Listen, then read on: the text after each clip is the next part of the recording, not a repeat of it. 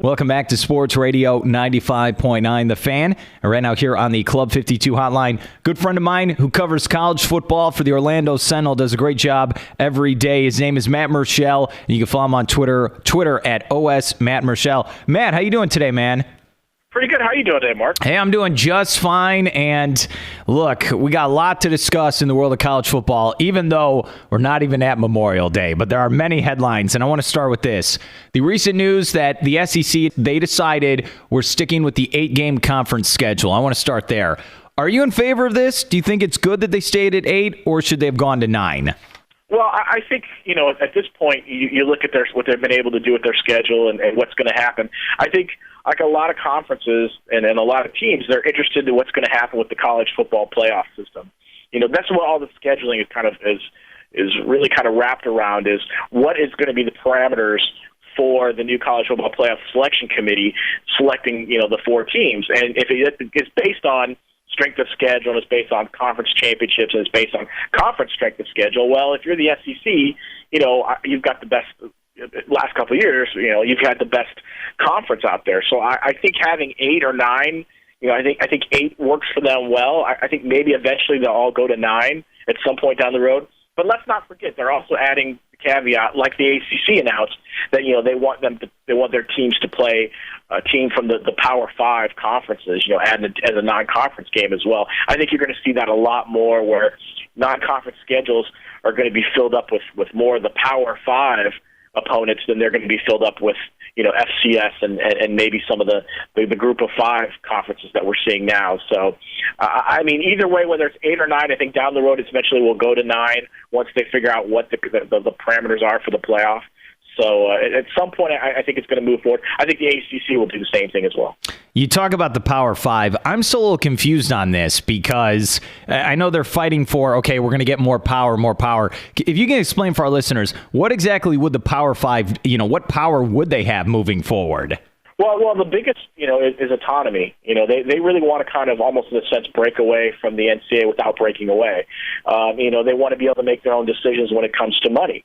And they want to be able to decide how they handle things like full cost of attendance, unlimited meals for athletes, recruiting and transfer rules. It's all about really creating their own autonomy where they can, decide these things without having to rely so much on the remaining other schools in the smaller conferences, so to speak, to kind of step in and kind of grumble about things. Let's be honest. Those 5 conferences generate most of the revenue when you look at college football, and they're generating more and more revenue every year, and they'll generate more with the college football playoff. So they want to kind of be able to decide how they handle things. And in a sense, because the NCAA is in a weakened position right now, they're probably going to change some of the governance rules so that allows that to happen. We're here with Matt Murschel, Orlando Sentinel, talking college football headlines here in the offseason. And what's funny about that with the Power 5, and you talk about money generating, and I understand. How about that team called Central Florida winning the Fiesta Bowl and UConn winning the national title in basketball? They're not a cupcake conference when you look at the former Big East, right? No, they're not a cupcake conference. The problem is, unfortunately, is because of what happened with the Big East situation breaking apart, the basketball group moving on, and some of the decisions they made, the American is finding itself on the outside looking in. They're going to have to fight with the remaining 4 other conferences for that one spot in the postseason. Was the game was the 6 games, including the semifinals. They're going to have to fight for one spot, and that's something they didn't have to do during the BCS era. There was a guaranteed automatic qualifying spot there for anyone from the Americans. So now they're going to have to fight for it. Basketball is not such a big deal in a sense because I think you're going to basketball has its own system set up that works really well. I think it's really in football. It's football where you're going to see those schools really kind of struggle to kind of fight for their spot and to really get in on a bigger setting, so to speak, at the table. We're here with Matt Murschel, Orlando Sentinel. Going back to the 8-game conference schedule for the SEC, the Gators, they're going to have LSU as their non-divisional team that they'll play every year. You think this is the right fit for the Gators? I mean, it's a good tradition, I think. Yeah, I think that's one of the things. You're talking about tradition. I think that was something that they really were concerned about was what's going to happen with the traditions. Some of those matchups. Alabama likes to play Tennessee. There's some matchups that schools really prefer to have, and that's something that we get to see. Down the road, obviously, some of that can change depending on how teams, want to beef up their schedules and who they want to play. But I've liked the LSU rivalry, so to speak. I would like to see Florida get a chance to play Auburn a little bit more, play Alabama a little bit more. You always want to see the teams play the best. And not get kind of in a rut. So it would be interesting to see that happen down the road. It's funny with that. You want to play LSU, Bama. I notice no one goes, I have to play Ole Miss and Missouri. No one's stepping up to do that, right, in the SEC? No, especially not after what Missouri did last year. But, yeah, you're right. I mean, it's a little tougher, and I think down the road. But, again, when we're talking about strength of schedule, you're talking about conference strength of schedule, those teams, the Ole Misses and the Mississippi States and the Kentuckys, and teams that you would think no one really wants to schedule for matchups, eventually they're going to schedule those matchups because, in a sense, they look at those as like that's a possibility for us to get a win, and it still has the SEC logo attached to it, so which will help them out in the long run. Yeah, you're absolutely right. Well, I know the Orlando Sentinel, you guys have been talking the past couple of days about Florida-Miami. I mean, Florida plays Florida State, but Miami should be a rivalry as well. Don't you feel like these two teams should play moving forward as an annual rivalry? Yeah, I think so. I think anytime you've got the matchups where you have a state, two state teams going at it, whether they're from the same conference or not, it really kind of benefits both teams. It helps with recruiting. It brings buzz to the state. It brings buzz to both the programs. I think, obviously we saw what Miami was able to do with Florida, this past year. And I talked to some Florida players before last year about the rivalry, and they were very interested in doing it. A lot of these players were recruited by Miami. A lot of these players who went to Miami were recruited by Florida. So there's a little bit of bragging rights as well. So I'm sure that this is something they love to see happen. And because these two schools come from conferences that are in the Power Five, as we said, it just adds an additional team to beef up your schedule. But Florida has a tough. Florida plays Florida State, so does Miami. But to add Florida State and then maybe add a Miami team as well, it really would beef up their schedule. I'm not going to lie to you. Look, I cover the Gators. I'd love for them to play Miami. I don't care for September games against Eastern Michigan. You're talking strength of schedule. Can't we just have this? Just get rid of the cupcake game and just go all power games?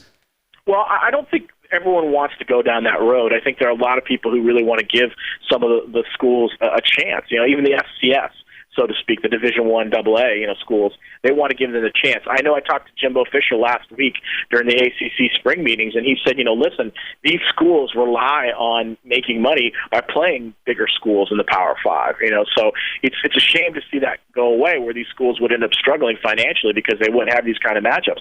I think down the road, the way things are headed, I don't think you're going to see a non-conference schedule that's three patsies or cupcakes, so to speak, than one power game. I think you're going to see that change and shift more to having 2 or 3 power games and then maybe a game against, talked about maybe an Eastern Michigan, or you talk about maybe a Bethune-Cookman or something, maybe out of an FCS opponent to kind of maybe balance the schedule out a little bit so you get a guaranteed win, so to speak.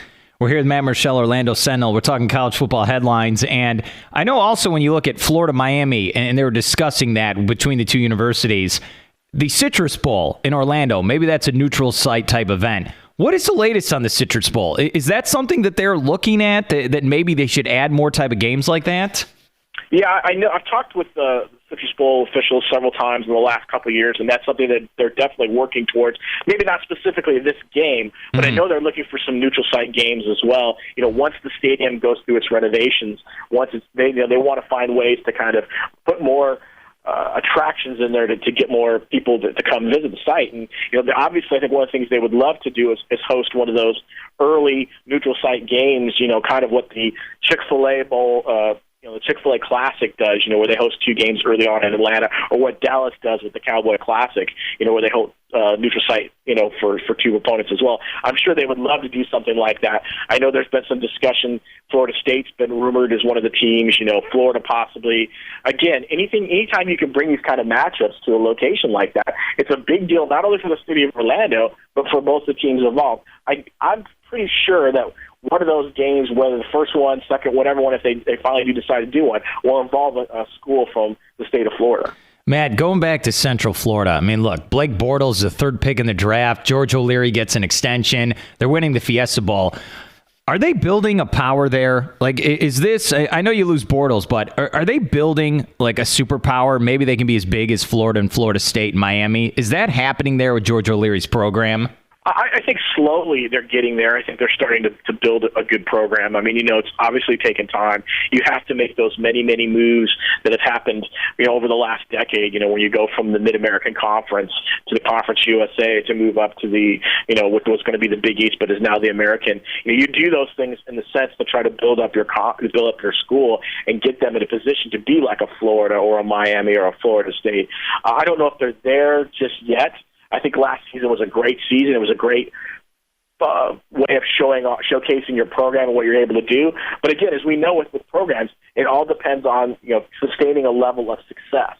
And I think that's what they're going to have to do in the next couple of years is keep themselves up there. You can't go to the Fiesta Bowl, win the Fiesta Bowl, and then the following year only win 5 games and not be bowl eligible. That's something that they've had a history in the past of doing, is reaching the highest of highs, but then falling the next season to lows. And I think we can't do that to be a good program. I think you got to kind of sustain a level of success.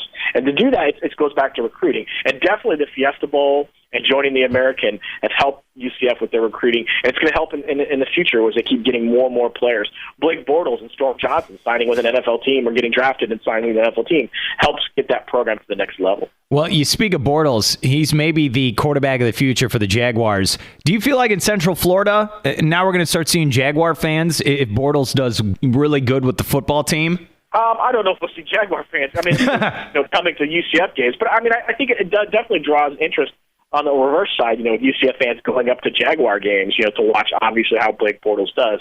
I think there's a level of interest there to see what happens. If Bortles comes out, and let's say maybe not this year but next year, let's say he has success. Let's say he has success maybe similar to what is going on with Russell Wilson in Seattle or what happened with Colin Kaepernick at the 49ers. If he has that success early on, obviously there's going to be some interest in UCF, especially recruiting-wise, and I think you'll see more attention as well. But, to be honest with you, UCF's in a good spot, especially with the American, because they're playing a lot of primetime games on national television. And that's something this program needs to do because they need to keep pushing and getting their brand out there and showcasing their type of football and getting more and more recognition. That's how you become an elite program in college football. All right, 2 more. I know you're a busy man. I appreciate your help. College Football Hall of Fame class, the inductees came out this week. I know Derek Thomas leads it, and yeah, he was a stud in college as well with the NFL. Who didn't make it? I know there's a lot of. We do this every year. Who are some of the guys who didn't make the Hall of Fame class? Well, some surprises. A Texas Heisman running back, Ricky Williams, didn't make the list, although this was his first year to be on the ballot, really. So I think it was kind of a surprise. It's hard to get from the ballot the first year and get on unless you're just a super, a stunning player. We look at SMU running back Eric Dickerson, Oklahoma linebacker Brian Bosworth. You're looking at a couple Miami players, Warren Sapp and Ray Lewis, 2 guys who had great, NFL careers, and good college careers as well, but they didn't make it as well. So, it's sometimes surprising, but you have to remember that there's a lot of talented players out there, and you have to be an All-American, and you have to, really kind of stand out. And I think eventually we'll see those guys in the Hall of Fame. Yeah, it's a good point. All right, this is the final one. We are in the offseason now. All last summer, 2013, it was Johnny Football nonsense 24/7. Are we just going to talk Jameis Winston, stealing pop at a Burger King or him doing crab legs? Is that what we're doing now all summer, just talking Jameis Winston nonsense? Well, if you're Florida State, you probably hope not. If you're Florida State, you really want a quiet summer if you can. Don't get me wrong. I think they want the attention that you have a star player like a Jameis Winston on your program, but I think you don't want any of that off the field stuff to really dominate the headlines. I think once the college baseball season is over and he can kind of shift gears and maybe go out of the limelight for a while before he gets ready for fall camp, I think that will help out as well. Obviously, if you're Jimbo Fisher, you're worried.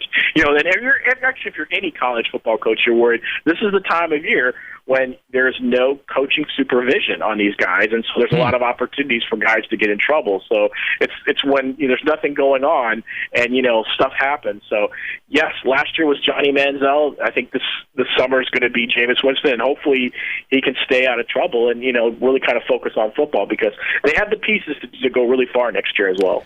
Great stuff. Matt Murschel, Orlando Sentinel. Check him out on Twitter as well at OS Matt Murschel. And he does a great job previewing every team all summer long. Matt, appreciate the help. Hope I can get you on again. All right. Thanks a lot. I appreciate it.